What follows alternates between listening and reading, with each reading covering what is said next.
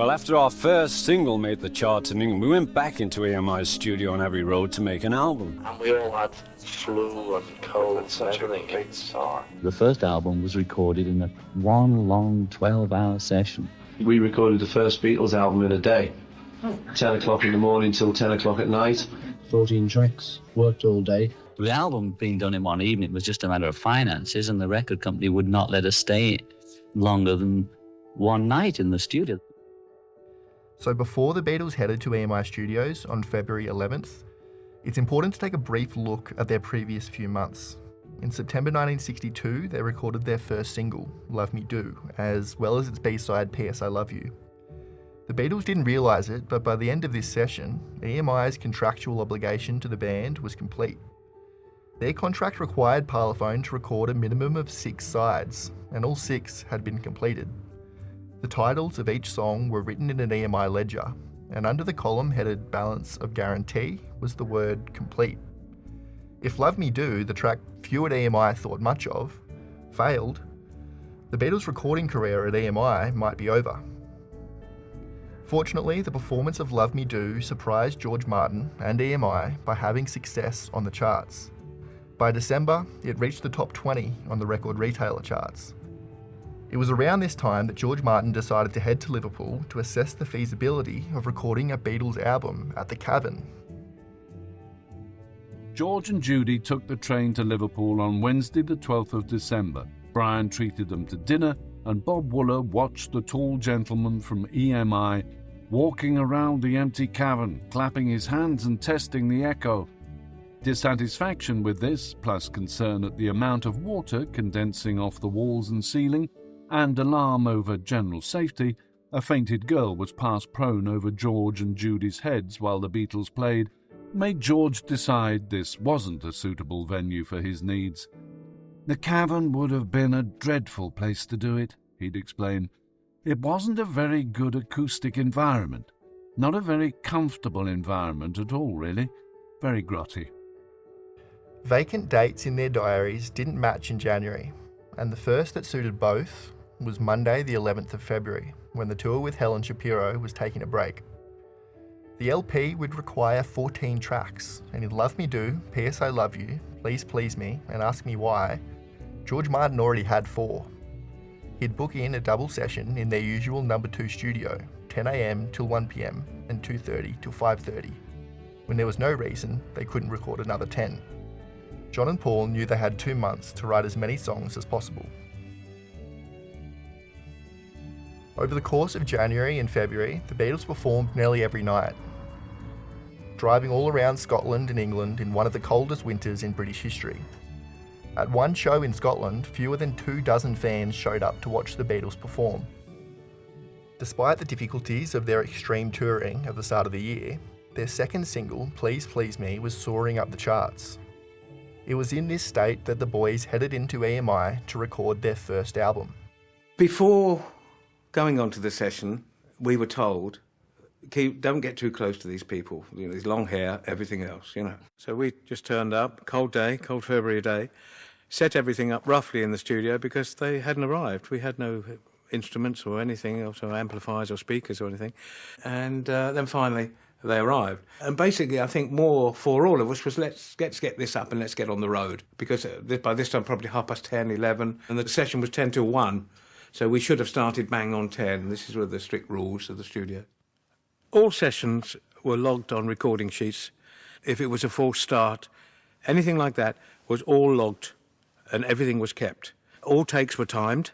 So that if George suddenly said, oh, that was good, we might put that in with number 4. How long was take 4? You could tell him whether the timings were the same and he'd know roughly that they would edit together. I'd been up to the Cavern and I'd seen what they could do. I knew their repertoire, I knew what they were able to perform. And I said, let's record every song you got. Come down to the studios and we'll just whistle through them in a day. The reason why that first album was so quick was that I wanted to get it out quickly. And I said, there's only one way we can make a very quick album, and that is to record everything I've heard you do in the Cavern. And that they just whipped through their repertoire just like a performance. So we used to come in here, it used to be 10:30 till 1, lunch, 1:30 till 4 or something. We were very civilised, you know. It's actually a real good way to work, actually, because you got masses of stuff done. For the morning session, the Beatles worked on just 2 songs, both original compositions. There's a Place and I Saw Her Standing There. I saw her standing there. That's Paul doing his usual good job of producing a good, as George Martin used to call them, pot boiler. I helped with some of the lyrics, a couple of lines here and there. I don't even know. I think he wrote the whole melody, I'm not sure. The first 2 lines originally were she was just 17 and she'd never been a beauty queen, which sort of just sounded like it rhymed to me. Anyway, when I saw it the next day and played it through to John, I realised that it was a useless line, So we just sat down and tried to think of another line which rhymed with 17 and meant something. We eventually got You Know What I Mean, which means nothing. Means completely nothing at all. I mean, if you can work out she was just 17, you know what I mean. It could be sort of a deep and involved line. You know what I mean, those 17-year-old girls, great. You know what I mean? You see? Or just a Liverpool expression, as it were, Derek. There's a Place was my attempt at a sort of Motown black thing, but it says the usual Lennon things. In my mind, there's no sorrow, it's all in your mind. Lunchtime arrived fairly quickly, and they'd only recorded these 2 songs, both of which still needed overdubbing. When George Martin and engineers Norman Smith and Richard Langham took a lunch break at the Heroes of Alma pub, the Beatles stayed behind in the studio and continued working, keeping themselves going with just milk. When we walked back in from our lunch, the boys were still playing. I think we actually stopped as we came in the door because they were still playing. And this is something we hadn't seen before. And so, we just said, well, we're back and we'll go up to the control rooms and get ready for you again. So they'd rehearsed? They'd played all through the lunchtime, you see. During the afternoon session, from 2:30 p.m. till 6 p.m, they recorded 5 takes and 2 overdubs of A Taste of Honey, as well as 6 takes and 2 overdubs of Do You Want to Know a Secret. Do you want to know a secret? Says he wrote it for George. Well, I can't say I wrote it for George in that way. My mother had always, she was a comedian and a singer, but not professional. But she used to get up in pubs and things like that, and she had a good voice, could do K-Star and all the rest of it. She used to do this little gag called that apparently she'd done to me when I was 1 year old and 2 year old when she was still living with me, which is from the Disney movie Want to Know a Secret, Promise Not to Tell, You're Standing by a Wishing Well. Okay, that's from a Disney movie. So I had this sort of thing in my head and I wrote it and just gave it to George to sing. Now that record we made quite a long time ago. It's on our first album. It's a good song, yeah, but I don't like me on it. They then completed 3 overdubs of There's a Place, 3 overdubs of I Saw Her Standing There, and then 11 takes of Misery. By the time they took their dinner break at 6 p.m, they had recorded 5 songs. Luckily, George Martin had them booked for a 3rd session of the day, and they had 2.5 hours to record another 5 songs.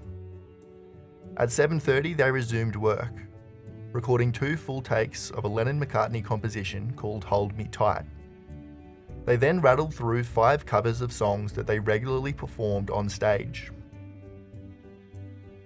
Basically, this album was just what we did on live, in the clubs. So I think we just kept running through songs. What about this? What about this? How does that go? However, I took the ones that I thought would appeal to the kids in the day, and lots of things like Anna, Chens, lots of standards, rock and roll standards. And we actually recorded, I think it was 10 or 11 titles in one day. We started at 10 o'clock in the morning, finished about 11 at night, and we completed the album. People know that. If ever I meet a girl called Anna, I say, we did a song about you. Nobody ever knows the Beatles did a song called Anna. So all the Annas out there now know. Yeah, so Arthur Alexander, he used to be a co-writer with Sam Cooke as well. Did he? Ringo took lead vocal for the first time in the recording studio on the Shirelles' Boys, recorded in just 1 take. Then John, Paul and George shared the vocals on Chains, a minor contemporary hit for the Cookies, penned by the team of Jerry Goffin and Carole King.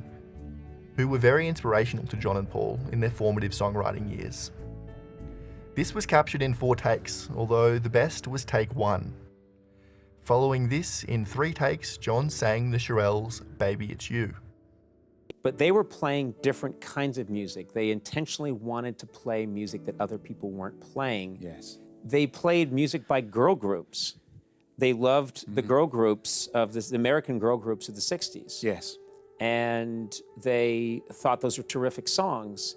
So I used to remember it dawning on me that, Boys, Ringo singing it. It's a great song, but you listen to it, and for a while I remember, long before I knew, when I first heard it, I thought, that's an odd song. Yeah. Why is Ringo singing about boys? It's got a homoerotic quality to it, which I rather enjoy now. But I found out later on that they just loved that song, and they decided we could change it to girls, but we're not going to do that, which is, who cares? Just play it that way. It was now something like 10 p.m. and the studios were due to close down for the evening. But there was one more song to be recorded. Everybody went down to the canteen for coffee, biscuits, and a discussion on what the final song might be. Several were considered and a few friendly arguments broke out. Norman Smith remembers what happened next. Someone suggested they do Twist and Shout, the old Isley Brothers number, with John taking the lead vocal. We came to do the very last track at around about 11 o'clock at night. And that last track was going to be an attempt to do Twist and Shout. John had to save Twist and Shout till the last, and he was sucking Zoobs all day, those little throat tablets. And he finally had to do Twist and Shout, knowing he had to do it last because it would just rip his throat apart to do it. It was great. You can still hear that on the record. And his voice was pretty short, because obviously they worked very hard. I think there were 12 tracks on that first album, and we'd done 11 by that time. That's quite some going. And virtually, as you know, Twist and Shout is a hell of a singing thing. John, therefore, had to really get it in one take, the first take. The whole thing was recorded live, so we started, and thank God it did in fact come off in one take. The last song to be done was a song called Twist and Shout, which nearly killed me. It was the last song after 12 hours of singing and being in a recording studio for the first time in our lives. And I was always bitterly ashamed of it because I sang it better. But now it doesn't bother me. You can hear that I'm just some frantic guy, doing his best. Please Please Me, the album, was released in the UK on the 22nd of March 1963. It hit the top of the UK album charts in May 1963 and it remained there for 30 weeks before being replaced by With the Beatles. This was an unprecedented achievement for a pop album. At the time, the UK album charts tended to be dominated by film soundtracks and easy listening vocalists. Put the speakers on the stands. It was very interesting because at the back there were these pieces of paper lying around, you see, like confetti almost. I picked a couple up, dusted them down and opened them. And they were actually song titles written on pieces of paper. Girls had thrown up onto the stage saying, please play this, and here's my phone number. I'm Ringo and I play the drums. I'm Paul and I play the bass. I'm George and I play a guitar.